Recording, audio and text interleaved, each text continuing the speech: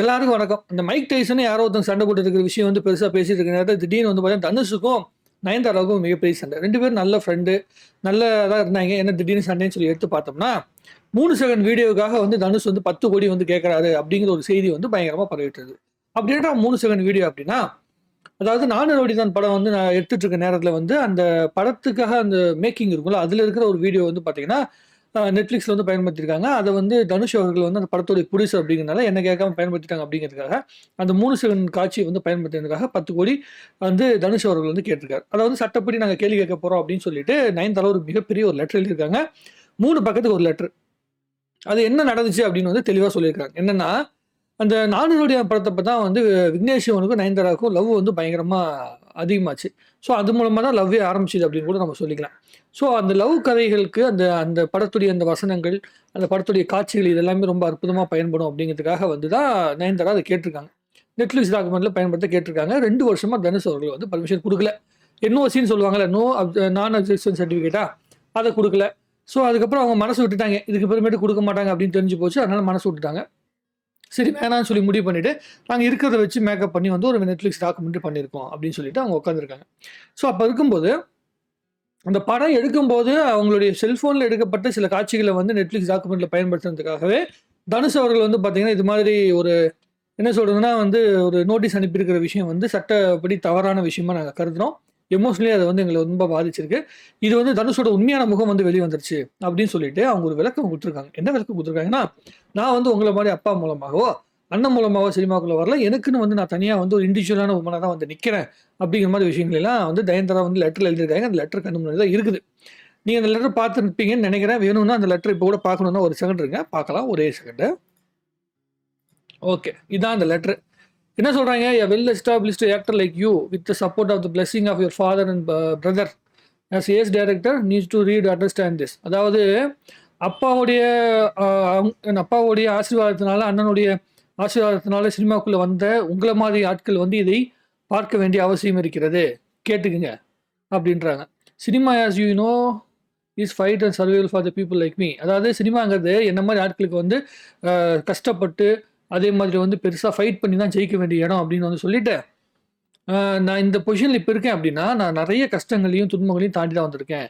நான் வந்து சரி என்னுடைய கஷ்டங்கள் எல்லாத்தையும் வந்து வெளிக்கொண்டு வரதுக்காக ஒரு டாக்குமெண்ட்ரி வந்து கிரியேட் பண்ணி நான் செய்ய முயற்சி பண்ணியிருக்கேன். அப்படின்னு நான் சொல்றாரு. உள்ள இருக்க ஒரு பேராகிராஃபா.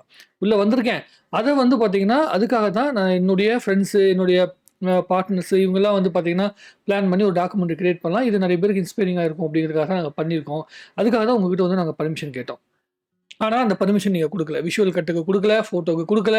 சாதாரண இமேஜ் யூஸ் பண்ணிக்க கூட எனக்கு குடுக்கல. அது வந்து எனக்கு மிகப்பெரிய அளவுக்கு வந்து பார்த்தீங்கன்னா, என் மனச பாதிச்சிருச்சு. அப்படின்னு நயன்தாரா சொல்லியிருக்கிறாங்க.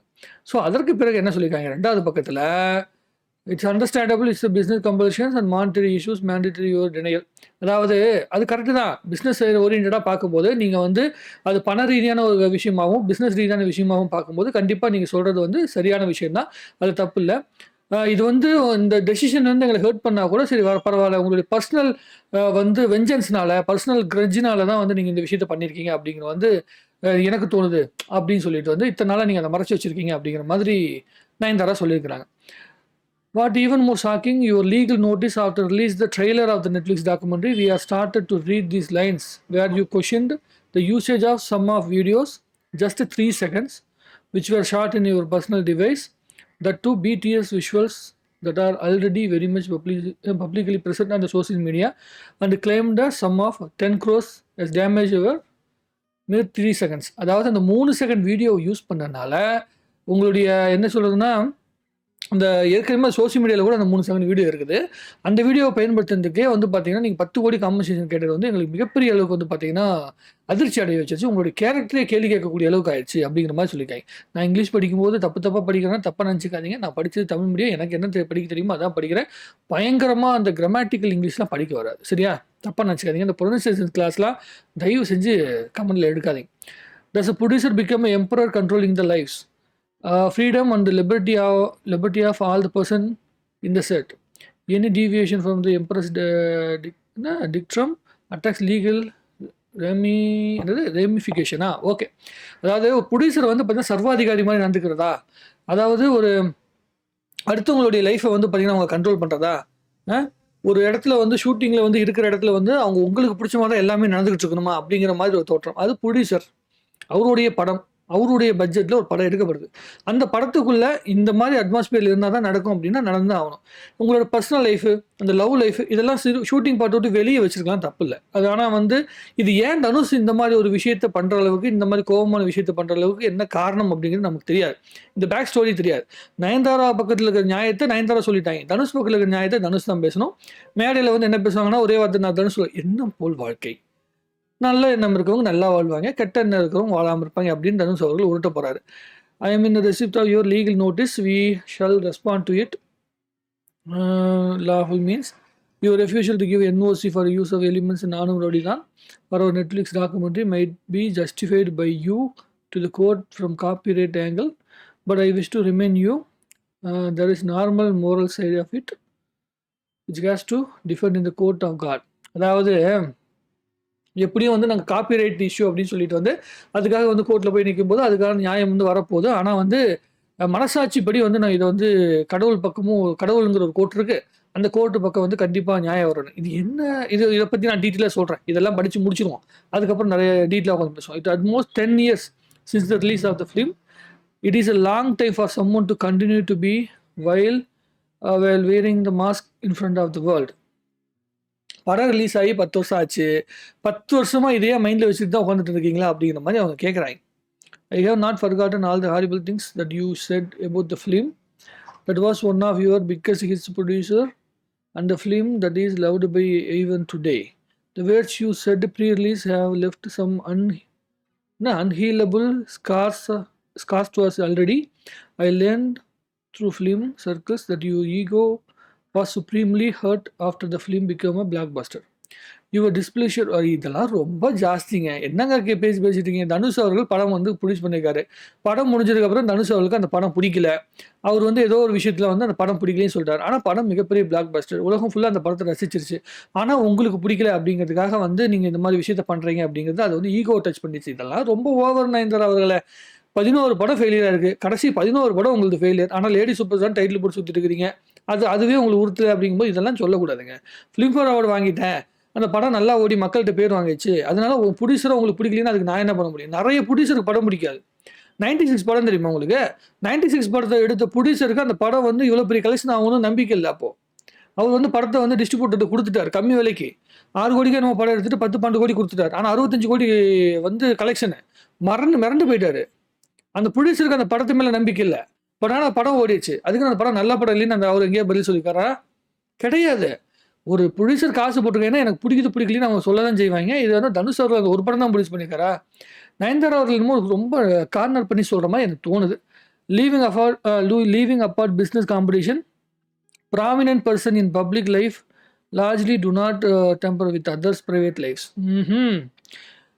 அதாவது பிஸ்னஸ் காம்படிஷனால பர்சனல் லைஃப் வந்து பார்த்தீங்கன்னா அடுத்த பர்சனல் லைஃபுக்குள்ளே வந்து தலையிடக்கூடாது அப்படிங்கிற மாதிரி நயன்தாரா சொல்லியிருக்காங்க. I believe the people of Tamil Nadu or any with right conscious would not appreciate such ட்ரானி even it come from an established personal like you. அதாவது தமிழ்நாட்டு மக்களுக்கு கண்டிப்பாக தெரியும், இந்த மாதிரி வந்து எவ்வளோ பெரிய ஆளாக இருந்தால் கூட அவங்க வந்து பார்த்தீங்கன்னா இது நியாயமான பக்கம் இருக்குது அப்படின்னா கண்டிப்பாக வந்து யோசிப்பாங்க அப்படின்னு சொல்லிட்டு நான் இதை முடிச்சுட்டு பேசிடலாம். இது கொஞ்சம் தான், அதுக்கப்புறம் நம்ம உட்காந்து டீட்டெயிலாக இதை பற்றி பேசிடுவோம். Through this letter I wish and pray that you come to peace with your inner self over the success of some people whom you knew from the past. இந்த லெட்டர் வந்து பார்த்தீங்கன்னா அவருடைய தனுஷ் அவருடைய மனசுக்கு இப்போயாச்சும் கொஞ்சம் நிம்மதி கிடைக்கும் அப்படிங்கிற மாதிரி ஏதோ சொல்லியிருக்காங்க. The world is bigger place, it's meant for everyone. அது உலகத்துக்கே தெரியும். இந்த உலகம் வந்து எல்லாத்துக்கும் பொதுவானது, இது எல்லாத்துக்குமானது. It's okay for the people you know to come up in life. It's okay for normal people with no background in cinema to make big. அதாவது நயன்தாராவை பார்த்து தனுஷ் அவர்களுக்கு பொறாமை, போட்டி அப்படிங்கிற மாதிரி வந்து நயன்தாரா அவர்கள் வந்து ஒரு மிகப்பெரிய ஒரு நம்பிக்கையில் இருக்காங்க. நயன்தாரா அவர்களே வந்து மறுபடியும் ரீடைன் பண்ணி வரதுக்கு இப்போ நிறைய படங்கள் பண்ணியிருக்காங்க. இது என்னன்னா அவங்க ஜெயிச்சிருக்காங்க நயன்தாரா அவர்கள், இல்லைன்னு சொல்லலை. கடைசி 11 படங்கள் வந்து இப்போ சரியாக போகலை, அது எல்லாத்துக்கும் தெரியும். ஸோ இது நெட்ஃப்ளிக்ஸ் டாக்குமெண்ட்ரி மூலமாக நயன்தாரா அவர்கள் என்ன செய்ய போகிறாங்க, அது நெட்ஃப்ளிக்ஸ் டாக்குமெண்ட்ரி மூலமாக வருகின்ற அமௌண்ட் எடுத்து நயன்தாரா அவர்கள் என்ன செய்ய போகிறாங்க, நாட்டுக்கு கொடுக்க போகிறாங்களா? அவங்களுக்கு தானே வச்சுக்க போகிறாங்க. அப்போ அது வந்து வியாபாரம் தானே. அப்போ வியாபாரத்துக்காக இந்த நெட்ஃப்ளிக்ஸ் டாக்குமெண்ட்ரிக்காக வந்து கிட்டத்தட்ட 60 கோடி 70 கோடிக்கு மேலே வந்து பேமெண்ட் பேசப்பட்டுச்சுன்னு சொல்கிறாங்க. அது எவ்வளோ நமக்கு தெரியாது. ஸோ கண்டிப்பாக வருமானத்துக்காக தான் பண்ணப்பட்டுச்சு. இன்னொரு விஷயம் நான் சிம்பிளாக என்னோட லாஜிக்கில் சொல்கிறேன். தனுஷ் அவர்கள் செய்தது நியாயமும் கிடையாது. நயன்தாரா அவர்கள் இப்போ வந்து பேசிட்டு இருக்கிறதும் நியாயம் கிடையாது. என்ன பொறுத்த வரைக்கும் 2 பக்கமும் வந்து இது பர்சனலான வெஞ்சன்ஸில் பேசிட்டு இருக்கிறாங்க. இவங்களுக்கு இவங்க மேலே கோவம், தனுஷுக்கு இவங்க மேலே கோவம். அந்த கோவத்துக்கான உண்மையான காரணம் என்னன்னு நமக்கு தெரியாது. நயன்தாராவுடைய வளர்ச்சியை பார்த்து தனுஷுக்கு கோவப்பட்ட மாதிரி இவங்க பேசுகிறாங்க. எதிர்நீச்சலுங்கிற படத்தில் வந்து முதல் பாட்டு நயன்தாரா அவர்களுக்கு அப்போ மிகப்பெரிய வந்து மோசமான நிலைமை இருந்துச்சு சினிமாக்குள்ளே. அவங்க சினிமா விட்டு வெளியே போகக்கூடிய சூழ்நிலை வந்துச்சு. அப்போ வந்து பார்த்தீங்கன்னா நயன்தாரா வந்து கூட்டிட்டு வந்து நடிக்கிறார் தனுஷ் அவர்கள் எதிர்நீச்சல் படத்தில் ஒரு பாடல். அதுக்கப்புறம் நயன்தாரா அவர்கள் வந்து இந்த படம் நினைக்கிறேன் சிவாஜி படத்தில் ஒரு பாட்டு நடிக்கிறாங்க. அதுக்கப்புறம் தான் அவங்களுக்கு மறுபடியும் ரீஓப்பனே ஆகுது சினிமா. நானும் ரவுடி தான் நயன்தாரா வந்து சினிமாவுக்குள்ளே மிகப்பெரிய அந்தஸ்தில் உட்கார வைக்குது. ஸோ இந்த எல்லா இடத்துலையும் தனுஷோட இன்ஃப்ளூயன்ஸ் இருக்குது. எதிர்நீச்சல் படத்துடைய ப்ரொடியூசராக இருக்காரு, அதே மாதிரி இதுலேயும் இருக்காரு. ஸோ தன்னுடைய லைஃப்பில் வந்து ஒரு முக்கியமான இடத்துல தான் தனுஷ் அவர் இருந்திருக்காரு. பட் ஆனால் அது வந்து ஓவராக ஒரு சர்வாதிகார தோற்றத்தில் தனுஷ் அவர்கள் பார்த்துருந்தாருன்னா அது தப்பு. அது யாரும் மறுக்கிறதுக்கு இல்லை. You may fabricate some fake story and back it with your punch lines delivery in your next audience too but God is வாட்சிங். அதாவது இப்போ நான் சொன்னது எல்லா விஷயத்தையுமே வந்து நீங்கள் மறைச்சிட்டு ஸ்டேஜில் பேசும்போது மாற்றி உங்களால் பேசிட்டு போக முடியும். ஆனால் கடவுள் வந்து பார்த்துட்டு இருக்காரு அப்படின்ட்டுருக்காங்க. I wish to introduce a German word into your vocabulary. இது ஸ்கேண்டன் நமக்கு தமிழ் இங்கிலீஷே புரியாது. இது என்னமோ ஒரு வேர்டு போட்டிருக்காங்க. You don't taste the emotion with or anyone anymore. என்ன வேர்டு அது? என்னமோ போட்டிருக்காங்க. SCHADN ஏதோ ஒரு வேர்டு. அது ஏதோ ஒரு வேர்டு அவங்கள வந்து தனுஷ் அவருடைய கேரக்டர் வந்து அசாஜ் படம் ஏதோ ஒரு வேர்டுன்னு நினைக்கிறேன். அது பார்த்துக்கலாம் என்ன வேர்டுன்னு வந்து கேட்டு தெரிஞ்சுக்கலாம். Truly in this world where it is easy to look down upon people, there is also joy in others' happiness, seeing others' happiness and hope that comes from other stories. This is the reason behind our Netflix documentary. I suggest you also watch it and maybe it might change your mind. ஐயோ தெய்வமே. சரி right, இவ்வளோ தான் விஷயம் சொல்லியிருக்காங்க. என்ன நம்ம சொல்ல வந்திருக்காங்க, இப்போ நான் எங்களோட நெட்ஃப்ளிக்ஸ் டாக்குமெண்ட்ரி நீங்கள் பார்த்தீங்கன்னா தான் வாழ்க்கைனா என்னன்னு தெரியும், அடுத்தவங்களை எப்படி பார்க்கணும் அப்படின்னு தெரியும். இந்த நெட்ஃப்ளிக்ஸ் டாக்குமெண்ட்ரியில் அடுத்தவங்களை பற்றி எங்கே இருக்குது? நயன்தாரா அவர்கள், விக்னேஷ் சிவன் அவர்கள், நயன்தாராவுடைய ஃபேமிலி, நயன்தாராவை பற்றி தான் எல்லாரும் பேசுகிறாங்க. ஸோ இது வந்து செல்ஃப் ப்ரொமோட்டட் ஒரு டாக்குமெண்ட்ரி தான், அவங்களுடைய பர்சனல் லைஃப்பை பற்றி ஒரு டாக்குமெண்ட்ரி. தமிழக மக்கள் மட்டும் இல்லாமல் நயன்தாரா நடித்த எல்லா சினிமாவை சார்ந்த மக்களும் சேர்ந்து தானே நயன்தாரா வந்து பார்த்திங்கன்னா சூப்பர் ஸ்டார் ஆக்குனாங்க. ஏன் அவங்களுடைய கல்யாணத்தை வந்து எல்லா பத்திரிகைக்கும் ஏன் கொடுக்கல? மீடியாக்கிட்ட தானே முதல்ல கொடுக்கணும், ஏன் மீடியாக்கிட்ட கொடுக்கல கவரேஜுக்கு? ஏன் வெளியே நிற்க வச்சுட்டு பார்க்க வச்சாங்க? ஸோ அது ஒரு வியாபாரத்துக்காக கொடுக்கப்பட்டுருச்சு. நெட்ஃப்ளிக்ஸ் அப்படிங்கிற ஒரு தனிப்பட்ட நிறுவனத்துக்காக, அது நயன்தாரா அண்ட் விக்னேஷனுடைய வருமானத்திற்காக அது கொடுக்கப்பட்டுருச்சு. அந்த டாக்குமெண்ட்ரி மற்றவங்களுடைய வாழ்க்கையில் மாற்றத்தை ஏற்படுத்துதுங்கிறது அடுத்த விஷயம். ஆனால் அதுக்காக பேமெண்ட் வாங்கிட்டு தான் ஒரு மாற்றத்தை ஏற்படுத்துது. ஸோ நயன்தாரா அவர்கள் வந்து ஒரு வியாபாரத்துக்காக பண்ணப்பட்ட ஒரு டாக்குமெண்ட்ரி. அதுக்காக அவங்க எவ்வளோ பேமெண்ட் வாங்கியிருக்காங்க, எவ்வளோ பண்ண போகிறாங்க அது நமக்கு தெரியாது. பட் அது வியாபாரத்துக்காக நடக்கிற ஒரு விஷயம்தான். ஸோ தனுஷ் அவர்களும் ஒரு படம் பண்ணியிருக்கார். அந்த படமும் வியாபாரத்துக்காக சம்மந்தப்பட்ட படம் தான்.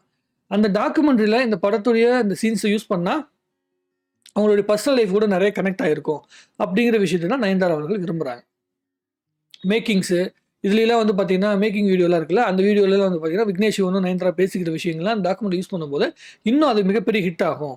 ஹிட் ஆகும்போது அடுத்த கட்ட நடவடிக்கை வந்து வேறு ஏதாவது டாக்குமெண்ட்ரி பண்ணணும்னு ஆசைப்பட்டால் கூட நிறைய விஷயங்கள் கிடைக்கும். நெட்ஃப்ளிக்ஸில் அவங்களுக்கு மறுபடியும் பிஸ்னஸ் கிடைக்கும். பெரிய சக்ஸஸ் ஆகிறதுக்காக தான் அந்த டாக்குமெண்ட்டில் அந்த சீன் வேணும் அப்படின்னு சொல்லி வந்து அவங்க ஆசைப்பட்டிருக்காங்க. தனுஷ் அவர்களுக்கு இது என்ன விஷயத்தினால அதுக்கு கோவம் அப்படின்னு நமக்கு தெரியாது. ஷூட்டிங் பார்ட்டில் என்ன நடந்துச்சு, விக்னேஷ் சிவனாலையும் இல்லை நயன்தாரானாலேயும் அவங்களுக்கு என்ன வந்து அவருக்கு என்ன டிசப்பாயின்மெண்ட் வந்துச்சு? ஒரு இப்போ ஒரு ப்ரொடியூசராக படம் எடுக்க ஆரம்பித்து பட்ஜெட் அதிகமாக போனதுனால கோவமாக இருக்கலாம். ஸோ இவங்க 2 பேரும் லவ் பண்ணிட்டு, சில பேர் கமெண்ட் போட்டுருந்தாங்க, இவங்க 2 பேர் லவ் பண்ணி வந்து ப்ரொடியூசரோட பட்ஜெட் ஏற்றி விட்டுட்டாங்க, அதனால தான் தனுஷுக்கு இந்த கோவம் அப்படிங்கிற மாதிரி இருக்கலாம். ஸோ இதில் எது உண்மை எது பொய் அப்படின்னு நமக்கு தெரியாது.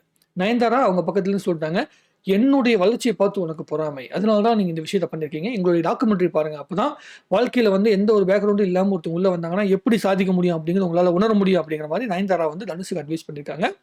தனுஷ் என்ன அதை பற்றி வந்து விளக்கம் சொல்கிறாரு அப்படிங்கிற விஷயத்த பொறுத்து வந்து பார்ப்போம். அவருக்கு ஒரு லெட்டர் பேட் இருக்குது, அவரில் எழுதுவாருன்னு நினைக்கிறேன். எழுதும்போது அதை பார்த்துட்டு டீட்டெயிலாக உட்காந்து பேசுவோம். வேறு என்ன பேசுறது, அவ்வளோதான், இதான் விஷயம். உங்கள் பக்கத்தில் என்ன நியாயம் இருக்குன்னு நீங்கள் யோசிச்சு பாருங்களேன்.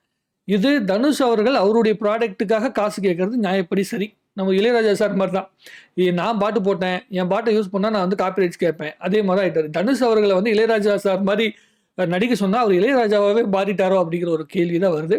ஸோ இது எந்த அளவுக்கு வந்து ஒவ்வொருத்தருக்கும் பார்வை இருக்கும். நயன்தாராவுடைய ரசிகர்கள் எல்லாமே தனுஷ் அவர்களை போட்டு வந்து கிண்டல் பண்ணிட்டு இருப்பாங்க, இல்லை கேலி பண்ணுவாங்க, பேசுவாங்க. அதே மாதிரி தனுஷ் அவர்களுடைய ஃபேன்ஸ் வந்து நயன்தாரா அவர்களை வந்து பார்த்தீங்கன்னா கேள்வி கேட்பாங்க. இவங்க சில வார்த்தைகள் இதில் பயன்படுத்தினது வந்து தவறு அப்படின்னு நான் நினைக்கிறேன். அறிக்கையில் தனுஷ் அவர்களுக்கு வந்து அடுத்தவங்களுடைய வாழ்க்கை மேலே அக்கறையே இல்லை அப்படின்லாம் சொல்கிறது ரொம்ப தப்பு. அது எனக்கு வந்து லாஜிக்கலி எனக்கு சரியான விஷயமா தெரியல. சிவாவை வளர்த்து விட்ட டைமாக இருக்கட்டும், அவங்க வாய்ப்பு கொடுத்ததாக இருக்கட்டும், நயன்தாராக்கு மறுபடியும் ரீஓப்பன் பண்ணுறதுக்கான வாய்ப்பு கொடுத்ததாக இருக்கட்டும், விஜய் சேதுபதி 3 படம் ஃபெயிலியர் ஆனவனே தான் நானும் ரவுடியான படம் வருது. அந்த படத்துக்கு அப்புறம் தான் அவருக்கு மறுபடியும் பிஸ்னஸே வந்து இன்க்ரீஸ் ஆகுது. இது எல்லாமே அவர் பண்ணிவிட்டு அதுக்கு பிறகு மற்றவங்க மறந்து அவங்களுடைய பிஸ்னஸை பார்க்க போயிட்டாங்க. எல்லாத்துக்குமே வளர்த்து விட்டுருக்காங்கன்னு வச்சுக்கோங்களேன். அவங்களுக்கு ஒரு சின்ன விஷயம் இருக்கும் கோவம். ஆனா இந்த கோவம் இந்த அளவுக்கு 3 செகண்டுக்கு 10 கோடி ரூபா கேட்குற அளவுக்கு தனுஷுக்கு என்ன கோவம் அப்படிங்கிறது நயன்தாரா சொல்ற ரீசனை வச்சு என்னால் ஜஸ்டிஃபிகேஷனோட பண்ண முடியல. கண்டிப்பா இதுக்கு மேல ஏதோ ஒரு காரணம் இருக்கும். அது தனுஷ் அவர்கள் தான் சொல்லணும். உங்களுடைய கருத்துக்களை தாராளமாக நீங்க கமெண்ட்ல எழுதுங்க. இன்னும் நிறைய பேசுவோம். நன்றி, வணக்கம். வாழ்க தமிழ்நாடு, வளர்க தமிழ் சினிமா. இப்படி போனா எங்கத்த வளர்றது? இதே மாதிரி கேவலமா சண்டை போட்டு சுத்த வேண்டியதுதான். வணக்கங்க.